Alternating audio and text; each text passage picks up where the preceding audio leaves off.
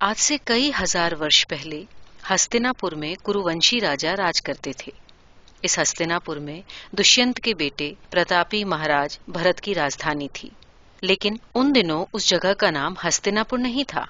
तब तो उसे आसंद्री व्रत या ब्रह्मस्थल कहा जाता था। इस नगरी का हस्तिनापुर नाम तो महाराज भरत की छठी पीढ़ी में होने वाले प्रतापी महाराज हस्तिन ने रखा था। राजा हस्तिन की ननिहाल अवध के इक्ष्वाकु वंश वालों के यहाँ थी। इसलिए राजा हस्तिन को अपने दोनों प्रतापी वंशों का वैभव मिला था। इन्हीं महाराज हस्तिन की आगे आने वाली पीढ़ियों में एक घटना घटी जो कि हजारों वर्ष से अब तक भुलाई न जा सकी, और उस महान घटना का नाम है महाभारत युद्ध। हस्तिनापुर में राजा प्रतीप का दरबार लगा हुआ है। राजा का दरबार पत्थर का अवश्य बना हुआ है, पर बहुत ऊंचा और भव्य नहीं है। वो कलात्मक नहीं है। हाँ, उसकी छत में सोना मढ़ा हुआ है। खंबे चांदी से चमचमा रहे हैं। महाराज जिस सिंहासन पर विराजमान है वो ठोस सोने का है। सारे दरबारी, बड़े बड़े साहूकार और बड़े बड़े सेनापति सिपह सालार उस दरबार में बैठे हैं। जिधर देखो उधर केवल धोती और दुपट्टे ही प्रयोग में लाए जाते हैं, पर सोने और मणिमाणिक्य लदे हुए हैं। दरबार में सिंहासन के नीचे ही 3 चौकियों पर राजा प्रतीप के 3 राजकुमार बैठे हैं। बड़े का नाम देवापी है, मंझले का बाल्हीक और तीसरे का शांतनु। शांतनु अपने दोनों बड़े भाइयों से छोटा है। क्योंकि वो राजा प्रतीप के बुढ़ापे की संतान है और उनके जन्म से उनके मन को बड़ी शांति मिली थी, इसलिए उनका नाम शांतनु रखा गया। मंत्री ने खड़े होकर कहा, महाराज, अपनी वृद्धावस्था पर विचार करके अब एक युवराज का चुनाव करना आप चाहते हैं। राजकुमारों में देवापी सबसे बड़े हैं। मंत्री अभी अपनी बात पूरी भी न कर पाया था कि सभा में बैठा एक साधारण व्यक्ति सहसा बोल उठा, देवापी को हम अपना युवराज नहीं बनाएंगे। वो विद्वान है, सब तरह से भले हैं, परंतु दुर्भाग्य से वो कोढ़ी हैं। हमें युवराज के चुनाव के मामले में शुभ अशुभ का विचार रखना ही होगा। देवापी ने तुरंत खड़े होकर पहले अपने पिता, फिर सभा के बड़े लोगों को हाथ जोड़कर कहा, मेरा मन भी राजकर्मों से अधिक ऋषि कर्मों में लगने लगा है। इसलिए मैं अपने मन से अपने छोटे भाइयों के लिए राजगद्दी का त्याग करता हूँ। ये कहकर वो फिर से अपने आसन पर बैठ गए। मंत्री के कुछ कहने से पहले ही इस बार राजकुमार बाल्हीक उठे और महाराज को हाथ जोड़कर सविनय बोले, महाराज, मैं भी यहाँ नहीं रहना चाहता। मैं सिंधु नदी के पार उन देशों को जीतना चाहता हूँ जो कभी हमारे पुरखों की भूमि थी। मुझे ऐसा करने की आज्ञा दे महाराज। अब अकेले एक शांतनु ही बच गए। उन्हें युवराज चुन लिया गया। यही राजा शांतनु महाभारत युद्ध के नायक युधिष्ठिर और दुर्योधन आदि के पड़बाबा थे। राजा शांतनु बड़े प्रतापी और बड़े ही योग्य शासक थे। उनके राजकाज में प्रजा को सब प्रकार से सुख मिला। एक बार राजा शांतनु गंगा नदी के किनारे एक वन में शिकार खेलने के लिए गए। शिकार खेलना क्षत्रिय राजा का धर्म माना जाता था। इसका कारण ये था कि शिकार के बहाने राजा लोगों को निशानेबाजी और आक्रमण करने की कला का अभ्यास बढ़ाने के अवसर मिलते। इससे उनके शरीर में चुस्ती बनी रहती और उनका मनोरंजन भी होता। राजा शांतनु भी इसी तरह अपना मनोरंजन करते हुए जंगल में घूम रहे थे। गंगा नदी के तट पर उन्हें अनेक तपस्वी महात्माओं के आश्रम देखने को मिले। इससे उनका चित्त और भी प्रसन्न हुआ। एक दिन जंगल में गंगा नदी के तट पर उन्हें एक बेहद सुंदर स्त्री दिखाई पड़ी। वो अच्छे अच्छे गहने कपड़े पहने हुए थी और उनका व्यवहार भी बहुत मधुर था। राजा ने उनसे पूछा, हे सुंदरी, तुम कौन हो और यहाँ जंगल में अकेली क्यों भटक रही हो? सुंदरी ने कहा, हे राजन, मेरा नाम गंगा है। मेरा निवास इसी जंगल में है। प्राचीन काल से ही हमारे समाज की ऐसी प्रथा रही है और हम इस पवित्र नदी के समान ही मुक्त जीवन बिताती हैं। हम सब लोग गंगा स्वरूपा मानी जाती हैं। राजा बोले, हे सुंदरी, गंगा देवी, तुम्हें देखते ही मेरा मन प्रसन्न हो गया है। मैं तुमको अपनी रानी बनाना चाहता हूँ। इसलिए मैं तुमसे ये विनती करता हूँ कि मेरी पत्नी बनकर तुम मेरे साथ महलों में चलो। गंगा रूखाई से बोली, गंगा किसी की बंधुआ होकर नहीं रह सकती, वो सदा मुक्त बहती है। राजा शांतनु ने गंगा की बड़ी खुशामद की और कहा, हे सुंदरी, अगर तुम मुझसे ब्याह नहीं करोगी तो मैं अपनी जान दे दूंगा। इससे तुमको बड़ा पाप लगेगा। बहुत कहने सुनने पर गंगा राजी हो गई। उसने कहा, हे राजा, तुम्हारा प्रेम देखकर मेरा मन भी पसीजने लगा है। मैं तुमसे ब्याह करने को राजी हूँ, पर इससे पहले तुम्हें मुझे एक वचन देना होगा। राजा शांतनु बोले, बोलो देवी, तुम मुझसे क्या वचन चाहती हो? गंगा बोली, वचन दो कि मेरे किसी काम में तुम कभी भी अड़चन नहीं डालोगे। मेरी मर्जी में जो आएगा मैं वो करूंगी, और अगर तुमने कभी बाधा डाली तो मैं तुरंत तुम्हारा साथ छोड़कर चली जाऊंगी। राजा शांतनु तो गंगा से किसी भी प्रकार विवाह करना चाहते थे। वे शायद ये नहीं जानते थे कि ऐसी स्त्रियां अप्सरा कुल की होती हैं। अप्सरा शब्द का अर्थ होता है पानी में विहार करने वाली स्त्री। गंगा, जमुना, नर्मदा अथवा किसी पवित्र पुष्कर आदि के तट पर इनका निवास होता है। प्राचीन काल में ऐसी अप्सराएं राजा इंद्र के दरबार में भी रहा करती थीं। इंद्र की अप्सरा उर्वशी ने भी राजा पुरुरवा से इसी प्रकार एक वचन लेकर विवाह किया था। खैर, राजा शांतनु गंगा को ब्याह कर हस्तिनापुर ले आए। थोड़े दिनों बाद उनका एक बेटा हुआ। राजा बहुत प्रसन्न हुए, लेकिन गंगा ने निठुराई दिखलाई। एक दिन वो अपने बेटे को लेकर गंगा नदी के किनारे गई और उस नन्ही सी जान को नदी में डुबो दिया। राजा शांतनु बेचारे कलेजा पकड़कर रह गए, पर कुछ कह न सके। समय आने पर उन्हें दूसरा बेटा हुआ। गंगा रानी उसे भी गंगा जी में डुबा आई। इस प्रकार राजा शांतनु के 7 लड़के हुए और 7 को उस निष्ठुर माता ने नदी में डुबो दिया। राजा शांतनु यूं तो अपनी रानी को बहुत चाहते थे, पर उसकी निठुराई देख देख कर उनका मन बहुत पक गया था। इसलिए जब 8वां बेटा हुआ और गंगा रानी उसे भी डुबोने के लिए ले चली, तो राजा शांतनु उनकी राह रोककर खड़े हो गए। उन्होंने कहा, हे रानी, तुम्हारी निठुराई देखकर अब मुझसे रहा नहीं जाता, इसलिए मैं अपना वचन भंग करके तुम्हें इस बच्चे को नदी में डुबोने से मना करता हूँ। गरीब से गरीब व्यक्ति भी संतान के लिए तरसता है। फिर मैं तो राजा ठहरा, तुमने मेरे 7 बेटे डुबो दिए, अब मैं इसे अपने पास रखूंगा। मेरे बाद ये हस्तिनापुर का राजा होगा। गंगा बोली, ठीक है, तुम्हारा मन रखने के लिए मैं इस बच्चे को नहीं डुबोऊंगी, लेकिन चूंकि तुमने मुझे दिया हुआ वचन भंग किया है, इसलिए अब मैं चली जाऊंगी। चूंकि ये बच्चा अभी बहुत छोटा है, इसलिए अभी इसे अपने साथ ले जाऊंगी और पाल पोसकर बड़ा करके मैं इसे तुम्हारे पास ले आऊंगी। तुम इसका नाम गंगा दत्त रखना। ये कहकर गंगा रानी बेटे को लेकर चली गई। उसने अपने बेटे को बहुत अच्छी तरह से पाला। श्रेष्ठ ऋषियों से उसको शिक्षा दिलाई। परशुराम जी ने उसे धनुष, बाण आदि तरह तरह के हथियार चलाना सिखाया। बालक जब हर तरह से लायक हो गया, तो उसे लेकर गंगा राजा शांतनु के पास पहुंची। ऐसे लायक और धीर, सुशील बालक को देखकर राजा शांतनु बहुत प्रसन्न हुए। अपने मंत्रियों और राज्य के प्रतिष्ठित लोगों से सलाह लेकर राजा शांतनु ने गंगा दत्त को अपना युवराज बना दिया। युवराज गंगा दत्त अपनी प्रजा के सुख दुख का इतना ख्याल रखते कि उनके राज्य में छोटे बड़े, अमीर गरीब, हर व्यक्ति को उनसे बड़ा प्रेम हो गया। गंगा दत्त के प्रताप से चोरी, डकैती, लूट पाट, मार काट सब बंद हो गया।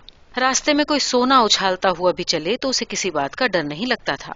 इस प्रकार युवराज गंगा दत्त और हस्तिनापुर की प्रजा बहुत सुखी थी। परंतु शांतनु बेचारे बहुत उदास रहा करते थे। उनके महलों में कोई रानी ही नहीं थी, फिर उनका जी कैसे लगता।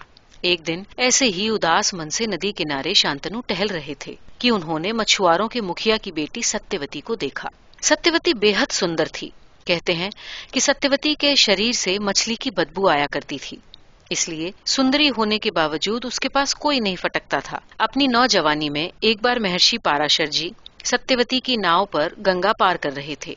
वो सत्यवती पर प्रसन्न हो गए। उन्होंने अपनी बुद्धि, तप और औषधि के बल से सत्यवती के शरीर से बदबू ही नहीं मिटाई, बल्कि ऐसा उपचार कर दिया कि वो जहाँ भी खड़ी हो जाती, वहीं उसके चारों ओर सुगंध की लपटें निकलने लगती। उसी समय में सत्यवती को पाराशर जी से एक बेटा भी हुआ। रूप से काला और नदी के बीच एक टापू पर जन्म लेने के कारण सत्यवती और पाराशर के उस बेटे का नाम कृष्ण द्वैपायन पड़ा। आगे चलकर यही बालक महर्षि वेद व्यास के नाम से प्रसिद्ध हुआ। खैर, राजा शांतनु से सत्यवती की भेंट होने तक ये बात पुरानी पड़ चुकी थी, इसलिए राजा ने सत्यवती से कहा कि तुम मेरी रानी बन जाओ। सत्यवती राजा की ये बात सुनकर लजा गई। उसने उत्तर दिया, हे राजा, यदि आप मेरे पिताजी को राजी कर लें तो मैं आपकी रानी बन जाऊंगी। राजा शांतनु ने सत्यवती के पिताजी से जाकर अपनी जी की बात कही। मछुआरा बोला, हे महाराज, मेरे बड़े भाग्य कि आप मेरी बेटी से ब्याह करना चाहते हैं, पर मैं अपनी बेटी का ब्याह करने में आपके साथ सकुचा रहा हूँ। आप ठहरे राजा और ये बेचारी गरीब की बेटी। 4 दिन बाद जब आपका जी इससे भर जाएगा तो आप इसकी ओर से अपना मुंह मोड़ लेंगे, इसलिए मैं अपनी बेटी का ब्याह नहीं करना चाहता। राजा शांतनु बोले, मैं तुम्हें वचन देता हूँ कि तुम्हारी बेटी को सदा अपनी आंखों की पुतली बनाकर रखूंगा। मैं तुमको इतना धन दूंगा कि तुम संपूर्ण जीवन सुख से बिता सकोगे। मछुआरे ने कहा, महाराज, आपका ये वचन देने पर भी मेरा जी नहीं भरा। आप इसे तो अवश्य सुखी रखेंगे, पर इससे पैदा होने वाले आपके बेटों को निश्चय ही बड़ा दुख मिलेगा, क्योंकि आपके बाद राजगद्दी के हकदार तो गंगा दत्त होंगे। सत्यवती के बेटों को उनकी गुलामी करनी होगी। इसलिए अगर आप मुझे ये वचन दें कि सत्यवती का बेटा ही आपके बाद राजा बनाया जाएगा, तो मैं खुशी से अपनी बेटी का ब्याह आपके साथ कर दूंगा। राजा बोले, मैं तुम्हें ये वचन नहीं दे सकता। अपने सुख के लिए मैं युवराज गंगादत्त का हक कभी नहीं छीनूंगा। ये कहकर राजा शांतनु अपने महलों में लौट आए। न्याय प्रिय राजा शांतनु ने इस तरह अपने लायक बेटे का हक तो न छीना, पर वे दिन रात दुखी रहने लगे। राजा को दुखी देखकर सारे मंत्री, सेनापति और नौकर चाकर भी दुखी रहा करते। होते होते गंगादत्त को अपने पिता के दुख का कारण एक मंत्री से पता चला। सुनते ही युवराज ने कहा कि पिता के सुख के लिए अपने प्राणों का त्याग करना भी मेरे लिए बड़ी सरल सी बात है, फिर राजपाट छोड़ने में भला मुझे क्या लगेगा। ये कहकर वो मछुआरे के पास गए और कहा कि आप अपनी बेटी का ब्याह मेरे पूज्य पिताजी से कर दीजिए। मैं प्रतिज्ञा करता हूँ कि हस्तिनापुर की राजगद्दी पर कभी नहीं बैठूंगा। मछुआरा बोला, युवराज आप धन्य हैं, मगर मेरी चिंता अभी भी मिट नहीं पाई है।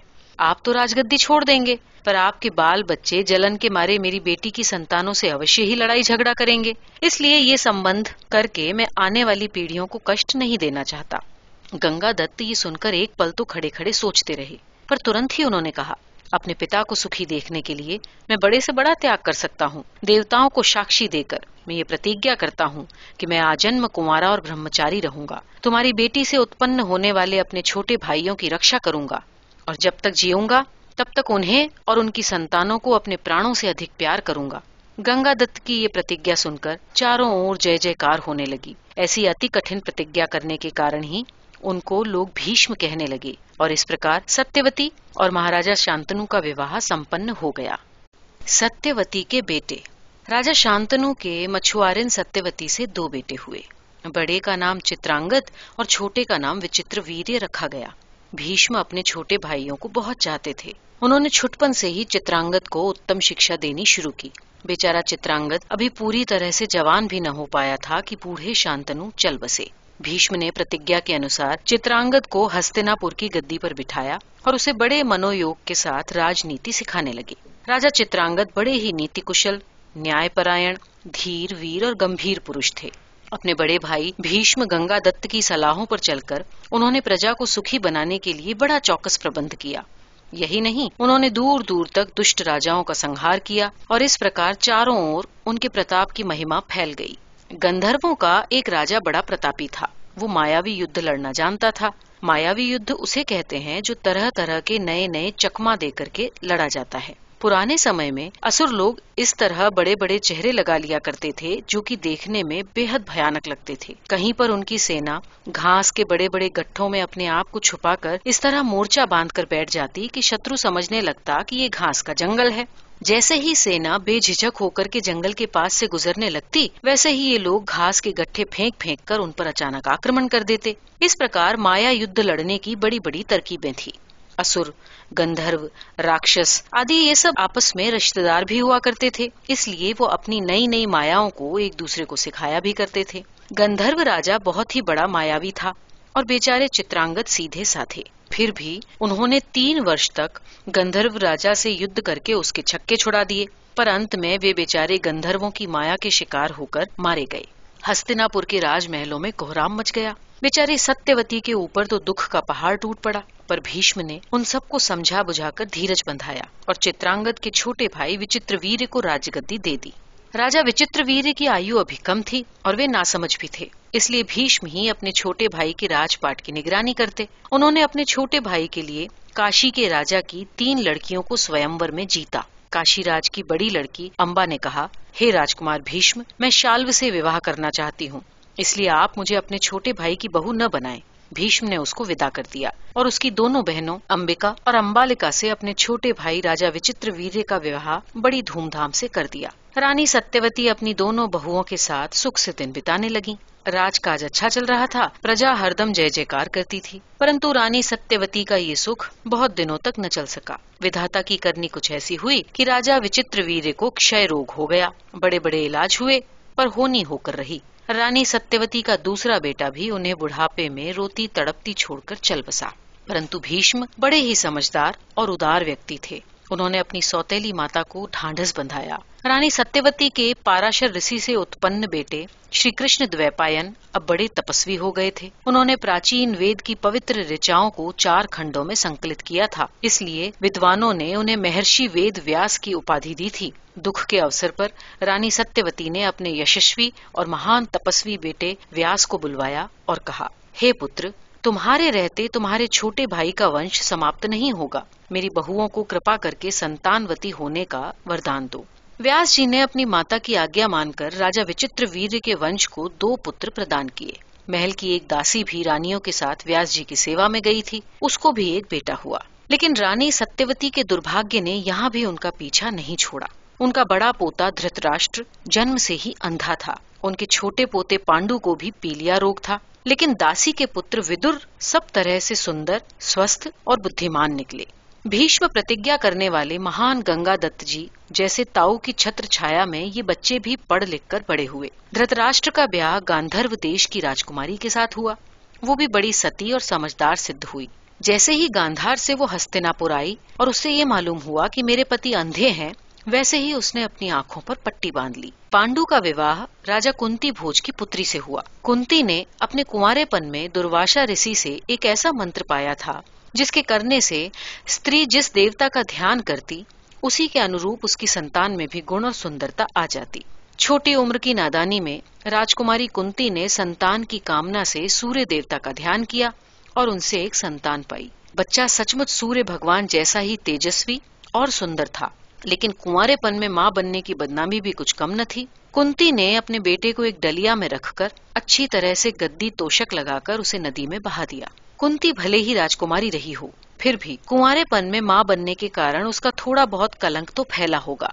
शायद इसीलिए उसके पिता ने एक बीमार राजकुमार से उसका ब्याह रचाना स्वीकार किया हो। पांडु का राज्याभिषेक। धृतराष्ट्र यूं तो हर तरह से योग्य थे, बड़े बेटे भी थे, इसलिए राजगद्दी पर उनका हक बनता था। पर अंधे होने के कारण उन्हें उसी प्रकार से राजगद्दी नहीं मिली जिस प्रकार उनके बड़े बाबा के बड़े भाई को चर्म रोग होने के कारण नहीं मिली थी। पांडु अपने पितामह राजा शांतनु की तरह ही राजा घोषित हुए। औषधियों और वैद्यों की करामातों के बल पर पांडु राजा यूं भी चंगे रहते और राजकाज चलाने में भी निपुण थे। भीष्म की छत्र छाया में कुरुवंश के नए महाराज का वंश भी धीरे धीरे वटवृक्ष के समान विशाल होने लगा। उन्होंने आज के तुर्किस्तान के आसपास बसे मध्यई देश की राजकन्या माद्री से विवाह रचाया। उन दिनों मद्रों का जन कबीला बहुत दूर तक फैला था, मध्य एशिया से लेकर भारत और पंजाब तक। केवल पंजाब ही नहीं, दूर दक्षिण में मद्रास तक एक समय में फैल गया था। इसी मद्रास को अब मद्रास कहते हैं। इसका प्राचीन नाम द्रविड़ भाषा में सेन्नेपट्टम था। इसी तरह जिस देश को आजकल हम मिस्र कहते हैं, उसका असली नाम मद्र है। इस प्रकार मद्रों के प्रतापी जन कबीले से अपना संबंध जोड़कर कुरुक्षेत्र के राजा पांडु ने बड़ा दबदबा बढ़ा लिया। मद्रों में एक अजब रिवाज था कि वो अपनी लड़की के लिए पैसा मांगते थे। भीष्म ने मिदिया के राजा को मुंह मांगी रकम देकर राजकुमारी खरीदी और इस तरह से कुरुक्षेत्र के राजा की हैसियत का सिक्का दूर दूर तक जमा दिया। कुंती यद्यपि निपट नादानी में अपने जीवन की एक बहुत बड़ी भूल कर बैठी थी, तथापि उस भूल से उसने बड़ी समझ भी पाई थी। कुंती ने अपने पति से कुछ भी न छुपाया। राजा पांडु भी बड़े दिल वाले थे। उन्होंने अपनी पत्नी को क्षमा कर दिया और ये कहा कि मेरे लिए संतान को गर्भ में धारण करते समय तुम उस मंत्र का प्रयोग करो जिससे कि भविष्य में देवापी, विचित्रवीर्य, धृतराष्ट्र और पांडु जैसे बीमार बच्चे फिर न पैदा हों। पांडु राजा को कुंती से 3 संतानें हुईं। बड़े का नाम युधिष्ठिर था, जिनमें मंत्र के प्रभाव से धर्मराज के तेज और गुण दिखाई पड़ते थे। भीम तो जन्म से ही ऐसे प्रबल थे कि एक बार तो कुंती रानी उन्हें गोद में लिए सैर करते हुए किसी पहाड़ी शिला पर बैठ गई। अचानक ऐसा हुआ कि बच्चा माँ की गोद से नीचे चट्टान पर गिर पड़ा। बेचारी कुंती का कलेजा तो धक हो गया। हाय, मेरा बेटा तो गया। पर नीचे उतरकर जब वो उसके पास पहुंची तो उसने देखा कि उसका बेटा तो अंगूठा चूस रहा था, मगर जिस चट्टान पर वो गिरा था उसके गिरने से वो धमाके से चिटक गई। भीष्म में मरुत देवता की शक्ति थी। वो आरंभ से ही बहुत भारी और प्रौढ़े थे। कुंती का तीसरा बेटा अर्जुन देखने ही से इंद्र देवता का अवतार लगता था, वैसा ही तेजस्वी, हट्टा कट्टा और सबल। लेकिन कुंती रानी स्वार्थिन न थी। उसने अपनी सौत माद्री रानी को भी वो मंत्र सिखा दिया। माद्री ने अपने देश में बहुत पूजित अश्वनी कुमारों का ध्यान करते हुए मंत्र को जपा और उसे अपने पति से 2 जुड़वा बेटे प्राप्त हुए। एक का नाम नकुल और दूसरे का सहदेव रखा गया। इस तरह 5 बेटों के भाग्यशाली पिता और एक बड़े राज्य के राजा बनकर राजा पांडु ने बहुत ख्याति पाई। रानी सत्यवती अपने यशस्वी बेटे और अपने ज्येष्ठ पौत्र धृतराष्ट्र और उनके बच्चों के साथ बड़े सुख से जीवन बिता रही थी। तब तक धृतराष्ट्र के भी बहुत सारे बच्चे हो चुके थे। बड़े बेटे का नाम सुयोधन रखा और छोटे का सुशासन। लेकिन अपने पिता के ईर्ष्या के संस्कार इन बच्चों में भी धीरे धीरे ऐसे पनपे कि लोग बाग पीठ पीछे इनका नाम बिगाड़कर इन्हें दुर्योधन और दुशासन कहने लगे। बड़ों की भूल के परिणाम बच्चों को भुगतने पड़ते हैं। धृतराष्ट्र अपने पितामह देवापी की तरह विद्वान और ऋषि न बन सके। उन्हें अपने ताऊ भीष्म का महान व्यक्तित्व भी प्रभावित न कर सका। अंधे होने के कारण वे भीतर से बेबस, घुन्ने और ईर्ष्यालु हो गए थे। खैर, ये सब गृहस्थी के छोटे बड़े झगड़े होते हुए भी रानी सत्यवती की गृहस्थी बड़े सुख से चल रही थी। परंतु दुर्भाग्य से उनका ये सुख बहुत दिन न चला। राजा पांडु बहुत बीमार हुए और मर गए। रानी माद्री ने कुंती रानी से कहा, जीजी, मैं पति के साथ सती हो जाऊंगी। मैं कहने भर को नकुल सहदेव की माँ हूँ। जैसे तुमने अब तक सब बच्चों को संभाला, वैसे ही 5 को आगे से भी संभालना। मुझे इनकी कोई चिंता नहीं और न मेरी कोई जिम्मेदारी है। मैं अपने पति के साथ जाती हूँ। ये कहकर माद्री सती हो गई। कुंती समान प्यार से 5 बेटों की देखभाल करने लग गई। शिक्षा का प्रबंध। गांधारी के 100 और कुंती के 5 बेटे राजमहलों के आंगन में, उपवन या नदी तट पर नौकरों की निगरानी में खेला करते। लेकिन इस खेल ही खेल में भविष्य की लड़ाई के बीज पड़ गए थे। बड़ों के मन की दुर्बलताएं दुर्योधन, दुशासन आदि भाइयों में अधिक उभर कर आई थीं। उन्हें हरदम यही कचोट रहती कि अगर हमारे पिता अंधे न होते तो राज उन्हीं को मिलता और उनके बाद हमें। मगर अब चाचा के बाद चाचा के बेटे बड़े होकर हस्तिनापुर पर राज करेंगे और हम फिर छुटभइये होकर रह जाएंगे। इस जलन में दुर्योधन वगैरह कौरव भाई अपने 5 चचेरे भाइयों से सदा कुड़ते रहते, खेल में भी अपना बैर निकालते। पांडु के बड़े बेटे युधिष्ठिर शुरू से ही गंभीर थे, मगर न भीम किसी से कम थे न अर्जुन। भीम को कौरव मोटू राम कहकर चिढ़ाते और भीम झपट कर 2-4 चचेरे भाइयों को पकड़कर ऐसी पटकनी देते कि उनसे बस चिल्लाते ही बनता। अर्जुन भी शेर का सवाया पड़ता और नकुल सहदेव अपने भाइयों के समान ही बड़े हिम्मती और पैनी बुद्धि के थे। पांडु के 5 बेटे मिलकर धृतराष्ट्र के 100 बेटों से हर बात में कुछ न कुछ सवाए ही बैठते।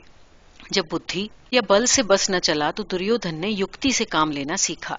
उनके सारथी का बेटा कर्ण अर्जुन से किसी भी बात में कम नहीं था, इसलिए दुर्योधन ने उससे दोस्ती कर ली। नौकर के बेटे से दोस्ती करना पुराने मत वालों की नजर में तनिक असम्मानजनक बात थी, परंतु दुर्योधन कहता कि हमारा मित्र कर्ण कोई सचमुच तो सारथी का बेटा है नहीं। हमारे सारथी ने तो उसे दलिया में लेटा हुआ नदी में बहते हुए पाया था। ये किसी बड़े राजकुल का बेटा है, मैं तो इससे अवश्य मित्रता करूंगा। इस प्रकार कौरवों और पांडवों के साथ कुंती रानी के कुंवारेपन का बेटा कर्ण भी खेलने कूदने लगा। पांडव बेचारे ये नहीं जानते थे कि कर्ण उनका ही भाई है और कर्ण भी ये नहीं जानता था। अगर जानता होता तो भला उसे नीची हैसियत का क्षत्रिय माना जाता। बड़ों की भूल का बच्चों के जीवन पर भयानक प्रभाव पड़ता है। एक दिन ये सब बच्चे गेंद खेल रहे थे। उस समय में गेंद या तो कपड़े के होते थे या लकड़ी के। खेलते खेलते एक खिलाड़ी का हाथ बहका और गेंद सामने न जाकर पीछे एक अंधे कुएं में गिर गया। बेचारे लड़कों का सारा मजा बिगड़ गया। कुएं के आसपास खड़े होकर वो आपस में अकल लड़ा रहे थे कि कुएं से गेंद कैसे निकाली जाए, पर उन्हें कोई उपाय ही नहीं सूझ रहा था। उस समय वहां से एक धनुर्धारी ब्राह्मण जा रहे थे। उन्होंने बच्चों से उनकी परेशानी का कारण पूछा तो बच्चों ने बतलाया। उनकी परेशानी सुनकर ब्राह्मण हंसे। पूछा, तुम लोग किस वंश के राजकुमार हो? युधिष्ठिर ने आगे बढ़कर दुष्यंत और भरत से लेकर भीष्म पितामह तक के नाम बड़ी शान से सुनाए। सुनकर ब्राह्मण ने कहा, ऐसे श्रेष्ठ कुल में जन्म लेने वाले बच्चे इतना छोटा सा काम नहीं कर सकते। देखो, मैं दिखलाता हूँ कि कैसे प्रतापी क्षत्रियों के बेटे किस युक्ति से गेंद बाहर निकालते हैं। उन्होंने लड़कों को किनारे से हटाया, कुएं के पास खड़े होकर कंधे से धनुष उतारा और बाण चढ़ाकर कुएं में फेंका। तीर कपड़े की गेंद में जाकर धंस गया। अब उस तीर के दूसरे सिरे को निशाना बनाकर दूसरा तीर लगाया। तीर एक से एक बंधते चले गए और छठा 7वां तीर तो बिल्कुल कुएं की टूटी जगत से आ लगा। बस बाणों के डंडे को खींचकर उठाते चले गए और गेंद को बाहर निकाल लिया गया। सभी बच्चे बड़े प्रसन्न हुए। उनमें से बहुतों ने तो उनसे धनुर्विद्या सीखने की इच्छा भी प्रकट की। भीष्म जी, जो बड़े ही समझदार और महान पुरुष थे, वो विद्या और गुण का मान करना जानते थे। उसी समय उठकर वो ब्राह्मण को ढूंढने के लिए निकल पड़े। वो ब्राह्मण पैदल नदी की तट की ओर बढ़ रहा था। भीष्म पितामह उनके पास पहुंचे और हाथ जोड़कर पूछा, क्या आपने ही मेरे पोतों का गेंद अंधे कुएं से निकाला था? ब्राह्मण ने कहा, हाँ महाराज, परंतु वो तो एक मामूली सा काम था। उसके लिए यदि आप मुझे पुरस्कार देने आए हैं तो मैं साफ कह देता हूँ कि ये अपमान मैं नहीं सहूंगा। भीष्म पितामह हाथ जोड़कर बोले, मैं आपको कुछ देने नहीं बल्कि आपसे एक भीख मांगने आया हूँ। देवता, मैं समझ गया कि आप ही सुख्यात द्रोण धनुर्धर हैं। आप मेरे बच्चों के आचार्य बने। आपसे बढ़कर श्रेष्ठ गुरु उन्हें मिल ही नहीं सकता। परम प्रतापी और यशस्वी भीष्म पितामह का विनय देखकर द्रोणाचार्य संतुष्ट हुए। उन्होंने भीष्म के पोतों का गुरुभार ग्रहण किया। उन्होंने बड़ी लगन से अपने चेलों को धनुर्विद्या सिखलाना आरंभ किया। द्रोणाचार्य अपनी धनुर्विद्या के लिए आसपास के राजे रजवाड़ों में प्रसिद्ध तो अवश्य हो चुके थे, पर किसी ने उनकी ओर अब तक ध्यान नहीं दिया था। उसका कारण था कि द्रोण बड़े ही स्वाभिमानी ब्राह्मण थे, परंतु इसका नतीजा ये हुआ कि उनके दिन बड़े ही तंगी से कटने लगे। पैसे वाला या सरकारी दरबारी आदमी सदा तिकड़मी और खुशामद से आगे बढ़ने वालों को ही महत्व देता है। गुणों को सराहने वाले लोग बहुत कम होते हैं। इसलिए द्रोणाचार्य के परिवार को बहुत कष्ट सहने पड़े। एक बार द्रोणाचार्य का बेटा अश्वत्थामा गली में अपने समान आयु के बच्चों के साथ खेल रहा था। बात इस पर चल पड़ी कि कौन कौन से बच्चे दूध पीते हैं। सब में एक बेचारा अश्वत्थामा ही ऐसा निकला जिसने दूध की शक्ल तक नहीं देखी थी। उसने घर आकर अपनी माँ से हठ किया कि तुमने मुझे अब तक दूध क्यों नहीं पिलाया, मैं आज दूध पीऊंगा। घर में न गाय न पैसे। जब नादान बेटा बहुत हठ करने लगा तो माता ने बच्चे से छिपाकर आटा घोला, कटोरे में भरकर लाई और बेटे को पिला दिया। दूसरे दिन अश्वत्थामा ने अपने संगी साथियों के बीच में दूध पीने की बात कही तो संगी साथी हंस पड़े और सबने उसका मजाक उड़ाया। बेटे की ये पीड़ा द्रोण से सही न जा सकी। वो पांचाल के राजा द्रुपद के यहाँ जाने का विचार करके घर से निकले। ये पांचाल भूमि आजकल की बरेली और उसके आसपास के इलाके की भूमि थी। द्रुपद जब साथ साथ पढ़ते थे तो उनमें बड़ी दोस्ती थी, मगर जब द्रोण की फटेहाल सूरत देखी तो घमंड के मारे द्रुपद ने उनसे सीधे मुंह बात तक न की। द्रोण ने कहा कि तुम हमारे मित्र हो। इस पर द्रुपद ने तड़ से रूखा जवाब दिया, दोस्ती बराबर वालों में होती है। तब हम पढ़ते थे इसलिए बराबर थे, अब मैं राजा और तुम भिखारी, हमारे बीच दोस्ती कैसी। इस तरह अपमानित करके उन्होंने द्रोण को निकाल दिया। द्रोण ने उसी समय ये प्रतिज्ञा की कि द्रुपद को उसके घमंड का मजा जरूर चखाऊंगा। भगवान ने उन्हें बहुत अच्छा अवसर भी दिया। कुरुकुल के बेटे उन्हें शिष्यों के रूप में मिल गए। उन्होंने बड़ी लगन से कौरवों और पांडवों को सभी हथियार चलाने में निपुण कर दिया। धनुर्विद्या उन दिनों सबसे श्रेष्ठ मानी जाती थी। उसमें द्रोणाचार्य का एक शिष्य ऐसा चमत्कारी निशानेबाज हो गया कि गुरुजी उस पर अपने भविष्य की आशाएं टिकाने लगे। उस शिष्य का नाम था अर्जुन। एक बार इन सब की परीक्षा राज दरबार में हुई। प्रजा के सामने सभी मानी सम्मानी लोग बुलाए गए और राजकुमारों के करतब देखे गए। दुर्योधन और भीम गदा चलाने में बड़े ऊंचे माने गए। युधिष्ठिर आदि ने भी अपने अपने कमाल दिखलाए। धनुष, तलवार, कुश्ती, तरह तरह की परीक्षाएं हुई। धनुष की परीक्षा में द्रोणाचार्य ने एक मिट्टी की चिड़िया पेड़ पर पत्तों की आड़ में छिपाकर बंधवा दी। उसकी रंगी हुई आंखें भी बनी हुई थी। आचार्य ने सब राजकुमारों से कहा कि चिड़िया की आंख में तीर मारो। बहुत से राजकुमार तो ऐसे बुद्धू साबित हुए कि उन्हें पत्तों की आड़ में चिड़िया ही न दिखाई दी, परंतु कई राजकुमारों ने तो चिड़िया को ताड़ भी लिया। आचार्य हर लड़के से पूछते, तुम्हें क्या दिखलाई दे रहा है, और उत्तर में चिड़िया सुनते ही आचार्य लड़कों को फेल कर देते। होते होते अर्जुन की बारी आई। आचार्य ने फिर वही प्रश्न किया, चिड़िया कहाँ है? तीसरी शाखा की टहनी के कोने में हरे डोरे से बंधी है। और तुम्हें क्या दिखाई दे रहा है? गुरुजी, अब तो मुझे केवल चिड़िया की आंख दिखाई दे रही है और कुछ भी नहीं। उत्तर सुनकर गुरुजी खिल उठे, तीर चलाने की आज्ञा दी और चिड़िया टूटकर नीचे आ गिरी। उस दिन से धनुष में अर्जुन की धाक बन गई। एक दिन गुरुजी सब शिष्यों को लेकर जंगल में शिकार खिलाने के लिए लेकर गए। कुछ शिकारी कुत्ते भी उनके साथ थे। वो मनुष्यों से कुछ पहले ही जंगल में घुस गए थे। थोड़ी देर बाद उन कुत्तों में से एक कुत्ता बड़ी दयनीय दशा में घबराया हुआ लौट आया। किसी ने बाणों से बींधकर कुत्ते का मुंह बंद कर दिया था। सब लड़कों को बड़ा अचरज हुआ। सबने सोचा कि जंगल में चलकर देखा जाए। कुत्ता अर्जुन और द्रोणाचार्य के साथ अन्य राजकुमारों को उस स्थल पर लेकर गया जहाँ पर उन्हीं की उम्र का एक भील किशोर बाण चलाने का अभ्यास कर रहा था। द्रोणाचार्य ने पूछा, तुम कौन हो? लड़के ने कहा, मैं जंगल का भील हूँ, मेरा नाम एकलव्य है। द्रोणाचार्य ने उससे पूछा, तुमने ऐसी कमाल की धनुर्विद्या कहाँ से सीखी और किससे? भील लड़के ने सिर तान कर कहा, मेरे गुरु द्रोणाचार्य हैं। एकलव्य की ये बात सुनकर द्रोणाचार्य और अर्जुन दोनों चौंक पड़े। द्रोणाचार्य ने उससे पूछा, क्या तुमने कभी उन्हें देखा है? एकलव्य ने कहा, मैंने सुना है कि आज के समय में वही श्रेष्ठ आचार्य हैं, इसलिए मैंने बड़ी भक्ति से उनकी मिट्टी की एक मूर्ति बनाई और उसी मूर्ति में सच्ची भक्ति रखकर मैं धनुष चलाना सीखने लगा। ये सब गुरु द्रोणाचार्य की भक्ति का प्रताप है। द्रोणाचार्य ने एकलव्य से अपनी धनुर्विद्या के करतब दिखलाने को कहा और उसने ऐसे ऐसे हुनर दिखलाए कि अर्जुन को एकलव्य से ईर्ष्या होने लगी। द्रोणाचार्य बड़े चतुर दुनियादार थे। एक ओर वे जहां अपने में भक्ति रखने वाले भील बालक से प्रसन्न हुए, दूसरी ओर उन्होंने ये भी ताड़ लिया कि राजकुमार अर्जुन को ईर्ष्या होने लगी है।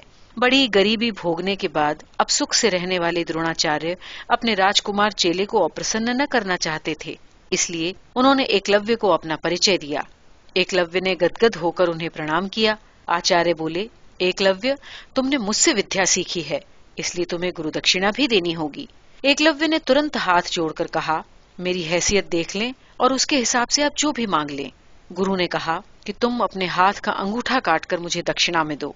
एकलव्य ये समझते हुए भी कि अपने राजकुमार चेले को प्रसन्न करने के लिए गुरु पक्षपात पूर्ण गुरु दक्षिणा मांग रहे हैं, हंसते हंसते अपना अंगूठा काटकर गुरु के चरणों में रख दिया। उसने कहा, गुरुजी, अगर आप में मेरी भक्ति सच्ची रही तो अब मैं केवल 4 अंगुलियों के बल पर ही ऊंचा धनुर्धर बन जाऊंगा। एकलव्य के समान निष्ठा रखने वाले बालक अपनी मनचाही शक्ति सिद्ध करके ही रह सकते हैं, उन्हें कोई शक्ति रोक नहीं सकती। द्रुपद से युद्ध। द्रोणाचार्य के चेले जब हर तरह से कुशल योद्धा बन गए, तब आचार्य ने उनसे अपनी गुरु दक्षिणा मांगी। उनकी मांग ये थी कि मेरा अपमान करने वाले पांचाल के घमंडी राजा को बांधकर मेरे सामने लाओ। भीष्म पितामह की आज्ञा लेकर सेना सहित राजकुमारों ने पांचाल देश पर चढ़ाई कर दी। अर्जुन की धनुर्विद्या के आगे द्रुपद राजा के वीरों ने घुटने टेक दिए।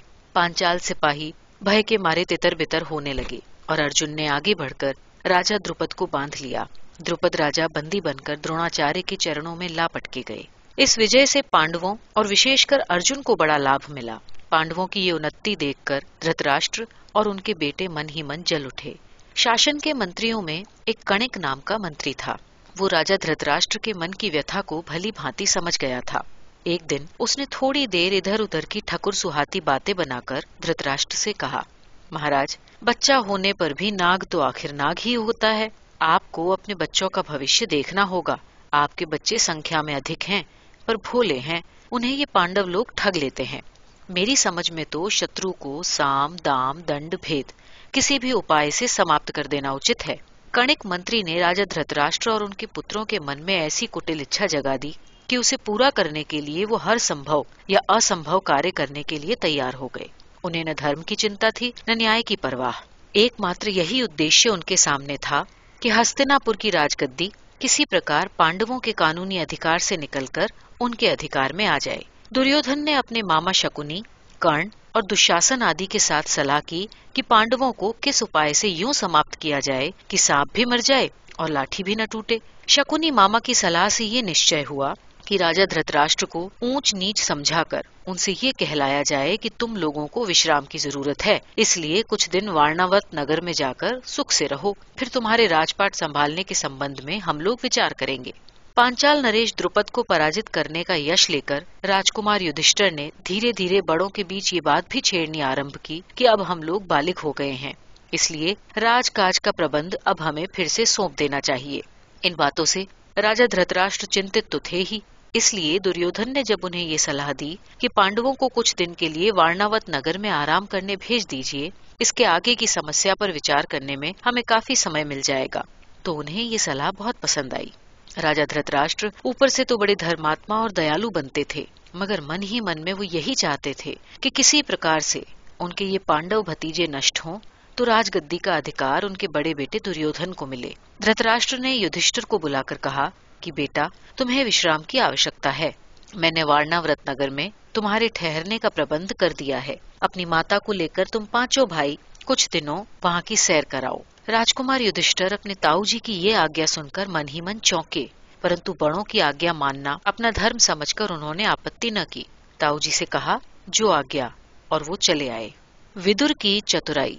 राज्य के मंत्रियों में विदुर का बड़ा मान सम्मान था।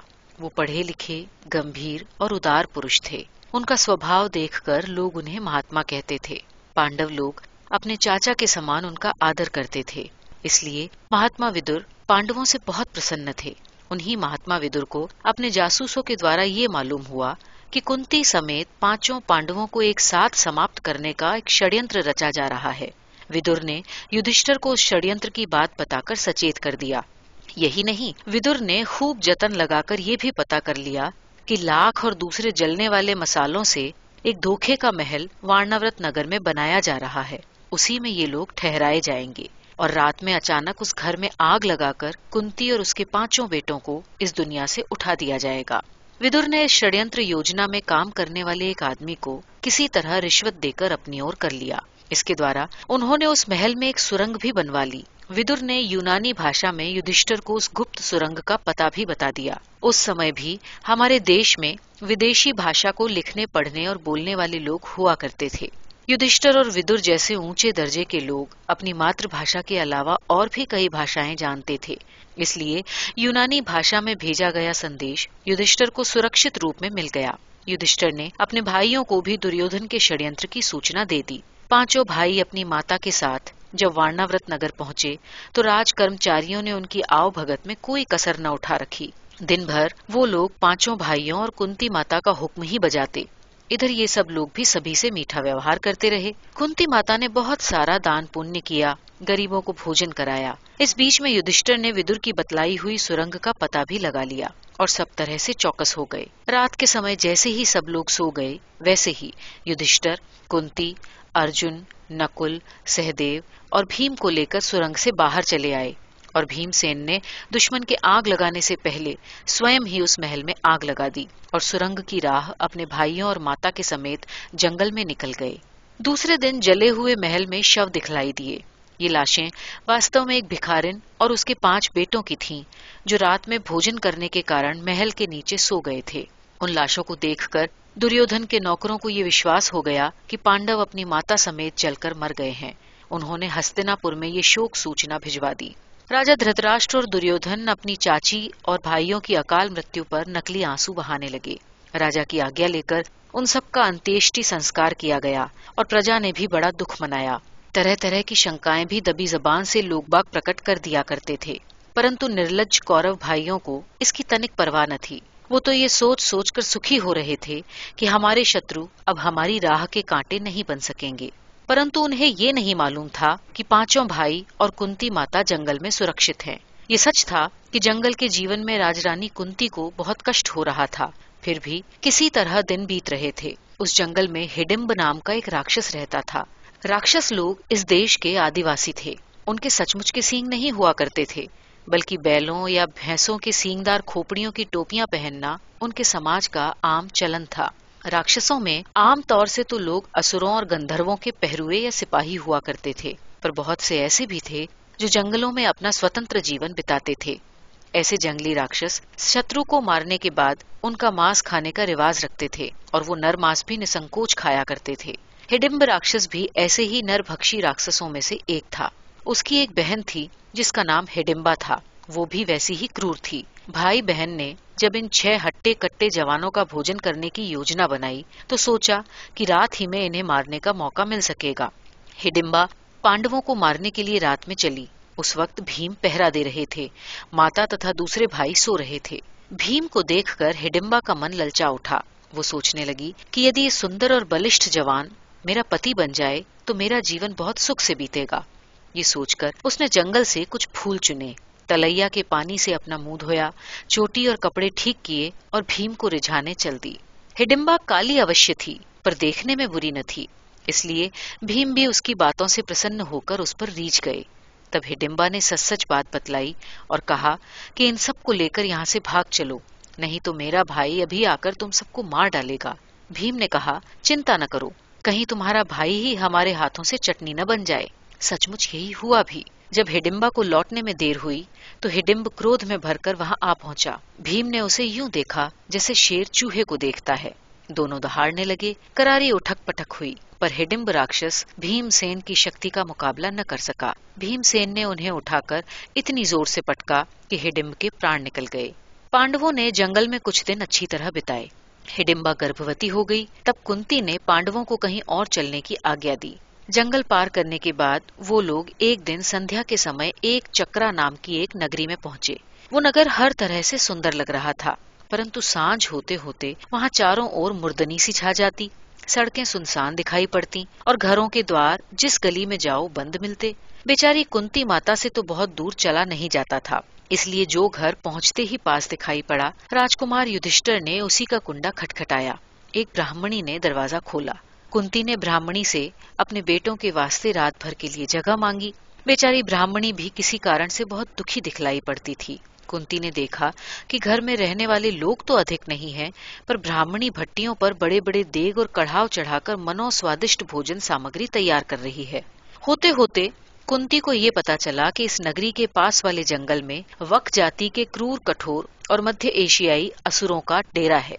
ये वक शब्द आगे जाकर बेग या बेग कहलाते हैं और ये शब्द अब कोरा जातिवाचक न रहकर समाजवाचक बन गया है। इसी वक जाति के मनुष्यहारी राक्षस सरदार ने एक चक्रा नगरी के राजा से ये समझौता किया था कि राजधानी के हर घर से बारी बारी रोज एक पुरुष और उनके साथ एक छकड़ा भर के स्वादिष्ट भोजन सामग्री अगर उसे प्रतिदिन न भेजी गई तो वो पूरी राजधानी को तहस नहस कर डालेगा। इस समझौते के कारण आज ब्राह्मणी के बेटे की बारी आई थी। कुंती ने जब ये सब कुछ सुना तो उसने अपने बेटों से सलाह की और ब्राह्मणी से कहा कि तुम तनिक भी न घबराओ, तुम्हारा केवल एक ही बेटा है, पर मेरे 5 है। मैं अपने एक बेटे को तुम्हारे बेटे की जगह राक्षस के पास भेज दूंगी। ब्राह्मणी ऐसी नीच नहीं थी कि अपने बेटे की जान बचाने के लिए दूसरे के बेटे की जान को जाने देती, परंतु जब रानी कुंती ने उसे अच्छी तरह से समझाया और कहा कि ईश्वर ने चाहा तो मेरा भीमसेन उस राक्षस को मारकर ही घर लौटेगा, तुम तनिक चिंता न करो, तो ब्राह्मणी मान गई। भीमसेन छकड़े पर पकवान लादकर जंगल की ओर चल पड़े और रास्ते भर वो पकवान हड़पते हुए धीमी चाल से चलते हुए बहुत देर से वहां पहुंचे। वहां बकासुर उनकी प्रतीक्षा कर रहा था।